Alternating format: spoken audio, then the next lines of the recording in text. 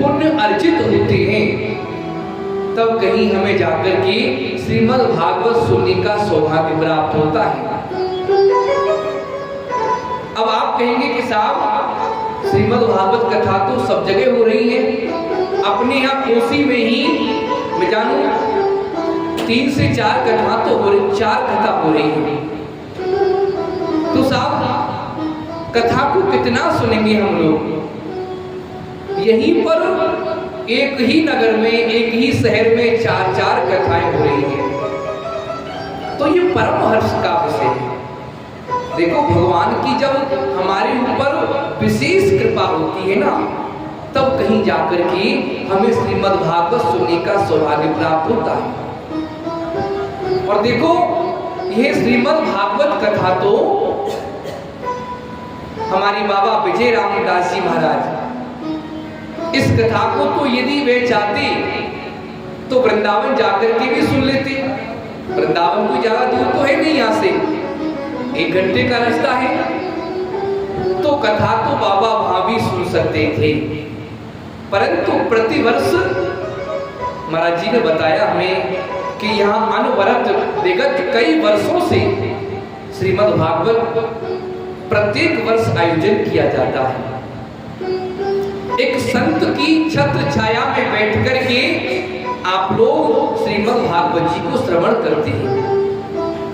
देखो, श्रीमद् भागवत जी तो वही है, कथा भी वही है, लेकिन हमारा मार्गदर्शक अच्छा होता है ना, तो वो कथा प्रभावी हो जाती है।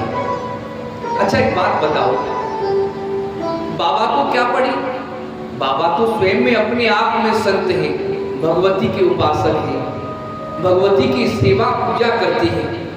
इनकी तो दिनचर्या ही केवल ये कथा ही तो है, माँ भगवती की सेवा करना, उनकी आरती करना, उनका ध्यान रखना। बाबा की तो दिनचर्या यही है। लेकिन संतों की भावना क्या होती है? संतों की भावना यही होती है कि संसार का कल्याण कैसे हो। आप लोगों का परम सौभाग्य है जो आपकी इस कॉलोनी में ये मां पथवारी का सुंदर मंदिर, उसमें भी मां भगवती के ऐसे महापुरुष आपके समक्ष बैठकर के आपको नित्य मां भगवती का सुंदर दर्शन कराते हैं। सने सने समय समय पर आपको सुंदर सुंदर आयोजनों का श्रीमद् भागवत जी के माध्यम से, अन्य कार्यक्रमों के माध्यम से आप लोगों को धर्म की ओर प्रेरित करते हैं। ये संतों का कार्य है। परंतु हमें भी क्या करना चाहिए? संत जो मार्ग हमको बता देवे, उस संतों की बातों का अनुसरण करते हुए हमें उस मार्ग पर चलना चाहिए। क्योंकि संत ही एक संसार में ऐसे होते हैं बंधुओं, जो हमें भगवंत से मिलाने का प्रयास करते हैं। हमारे जीवन में गुरु ना हो में, हमारे जीवन में संत ना हो में, तो क्या हमें भगवत प्राप्ति हो सकती है? बच्चा जब विद्यालय में जाता है तो सब्जेक्ट तो वही है, पढ़ाई भी वही है, सिलेबस भी वही है। फिर बच्चा को हम टीचर के सानिध्य में रहकर के विद्या अध्ययन क्यों कराते हैं? क्योंकि टीचर को पता है कि बालक को कैसे इस सब्जेक्ट को पढ़ाना है, कैसे बालक को ये सब्जेक्ट आएगा। उसी प्रकार संत जानते हैं कि कैसे संसार को भगवत प्राप्ति करानी है। तो आपका परम सौभाग्य है ऐसे संत के सानिध्य में रह करके आप लोग यहाँ पर श्रीमद् भागवत जी को प्रतिवर्ष सुनने का सौभाग्य प्राप्त होता है।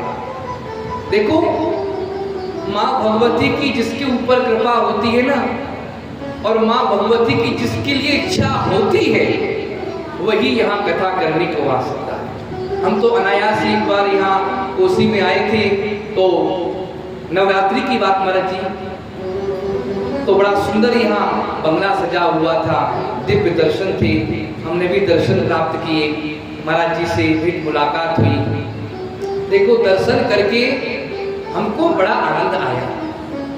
क्योंकि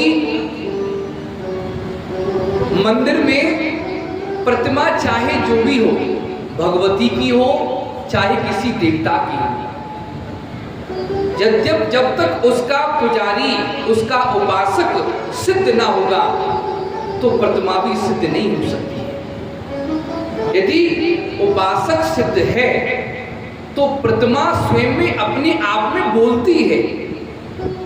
हमने जब माँ का दर्शन किया तो लगा कि साक्षात्कार में माँ यहाँ विद्यमान है, माँ यहाँ विराजमान है।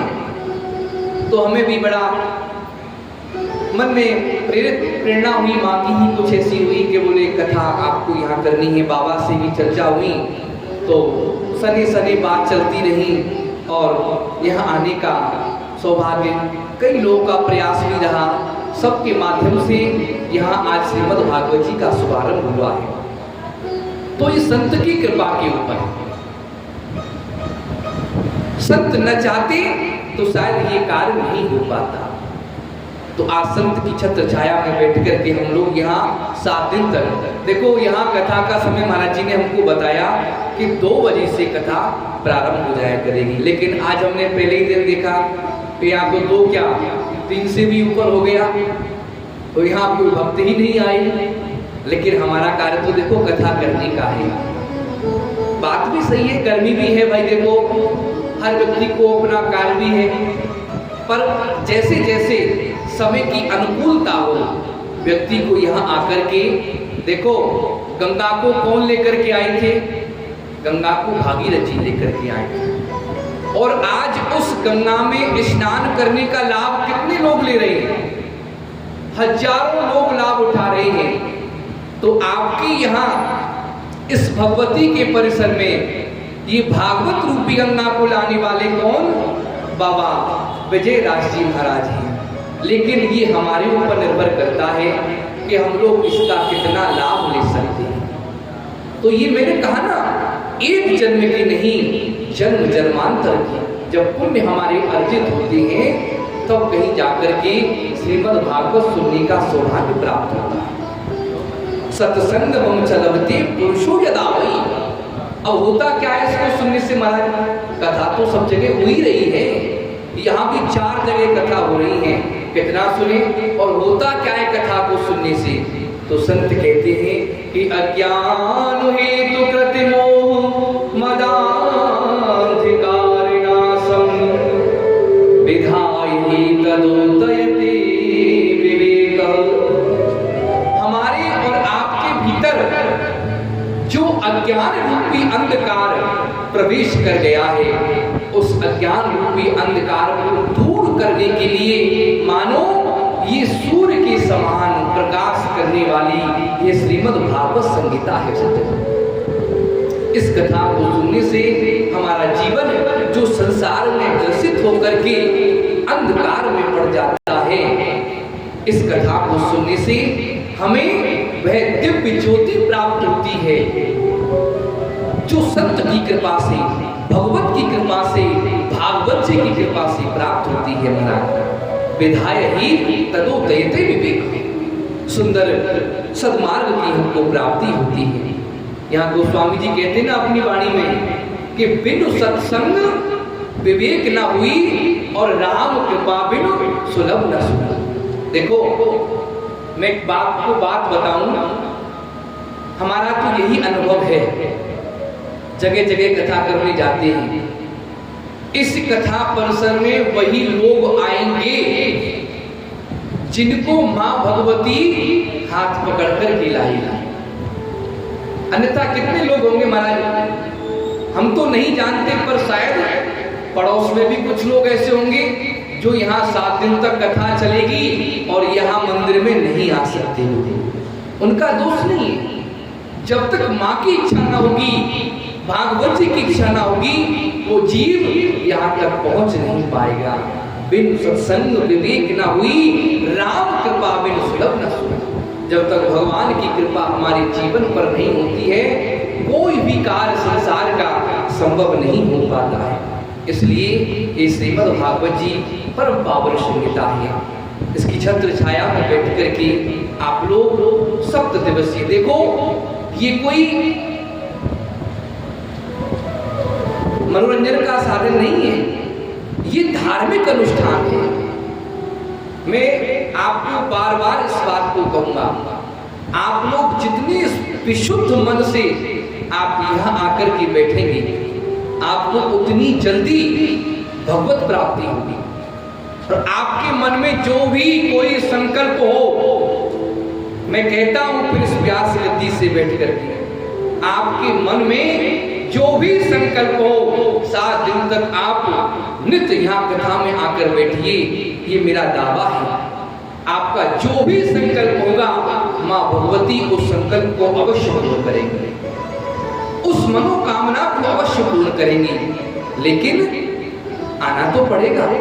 भाई बात बताओ, हमें कोई कार्य कराना हो तो हम पहले, जैसे कोई नगर पालिका का काम हो तो हमें चक्कर लगाने पड़ते नगर पालिका के अधिकारियों के, भाई हमारा अमुक कार्य है, ये हो जाए, ये हो जाए। घर बैठे थोड़ी ना कोई कार्य होता है। उसी प्रकार जब तक हम अपनी अर्जी यहाँ माँ भगवती के चरणों में, श्रीमद् भागवत जी के चरणों में नहीं लगाएंगे, तब तक हमारी मनोकामना पूर्ण नहीं हो सकती।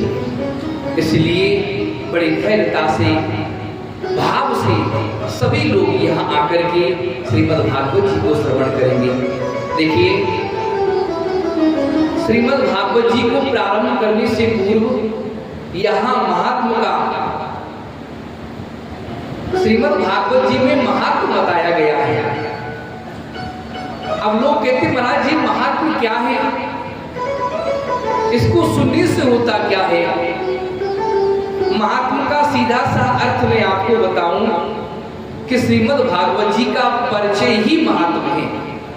जैसे आप किसी नई व्यक्ति से मिलते हैं तो उस नए व्यक्ति से मिलेंगे तो पहले आप उसका नाम पूछेंगे, भैया आपका नाम क्या है, आप कहां से आए हो, क्या कार्य करते हो, किस उद्देश्य को लेकर के आप यहाँ पर आए हैं, तो पहले उसका परिचय जानना होता है। ऐसे ही हम श्रीमद् भागवत जी को सुनने से पूर्व श्रीमद् भागवत जी का परिचय जानते हैं। महात्मा ही श्रीमद् भागवत जी का परिचय है। बोलो राधे राधे राधे, प्रेम से बोलेंगे राधे राधे। देखो यहाँ भागवत जी के परिसर में माँ भगवती के सामने बैठकर आपको देखो राधे राधे, जय श्री कृष्ण, हमारे भैया संगीत वाले भैया आपको सुंदर सुंदर अपने मधुर कंठ से आपको सुंदर भजनों की प्रस्तुति देंगे। तो भजन जब होंगे आप लोग नाचना, खूब मस्ती से गाना। संसार के कार्यों में तो हम लोग खूब नाचते हैं, खूब गाते हैं, लेकिन यहाँ भागवत जी के परिसर में बैठ करके और जब भागवत जी के संकीर्तन में हम लोग राधे राधे ना बोले, गावे नहीं, तो ये अच्छी बात नहीं है। इसलिए प्रेम से राधे राधे बोलना, राधे राधे। तो यहाँ श्रीमद् भागवत जी का परिचय बताया। तो परिचय क्या है? देखो यहाँ प्रथम श्लोक में श्रीमद् भागवत जी का परिचय क्या होता है सुनने से। भगवान के कितने नाम होते हैं, क्या क्या कार्य भगवान करते हैं। तो सच्चिदानंद रूपाय विश्वोत्पत्त्यादिहेतवे तापत्रय विनाशाय श्रीकृष्णाय वयं नमः। बोले सच्चिदानंद रूपाय, सत्यघन चित्तघन आनंद घन। बोले क्या है सच्चिदानंद महाराज? हम लोग बात बात पर कहते हैं ना सच्चिदानंद सच्चिदानंद, वो है क्या? देखो सत्य कहते हैं अविनाशी को, जो पहले भी सत्य था अब भी सत्य है और अंत में वही सत्य बचता है। देखो जो त्रिकालाबाधित सत्य है, जो अपरिवर्तनीय सत्य है, उसी परमात्मा को हम लोग सत्य कहते हैं। सत्यनारायण भगवान वो कौन है? सत्यदेव भगवान ही तो है। सत्य कहते हैं अविनाशी को, जिसका कभी विनाश नहीं होता, वह परमात्मा, उसे हम सत्य कहते हैं। दूसरी बात यहाँ कही चित्त। चित्त माने क्या है? चितमानी प्रकाश।